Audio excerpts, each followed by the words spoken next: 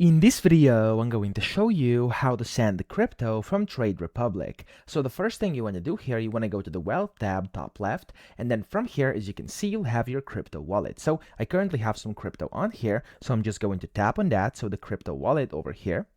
And then in here, as you can see, it's going to give you a bunch of different options down here at the bottom. So the first one is crypto transfer, staking, watch list, etc. So you want to tap on crypto transfer here. And then from here, you'll be able to go ahead and just basically tap on transfer bottom right, and then tap on send.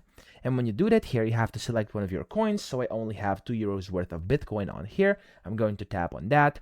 And then from here, you have to select how much you want to send, and you can see up top how much you have available. So I'm just going to do 0.00002 over here. There we go. Of course, it's going to work even though it's less than €2. And then I can tap on next over here, and then it's going to ask you to basically add the wallet. So you simply have to tap on add wallet here on your screen, and then you have to do a personal, other person, or business over here. So whatever you want to do, I'm just going to do personal here. And then from here, you want to basically select your exchange or wallet. So tap on that, select your exchange, for example, Binance.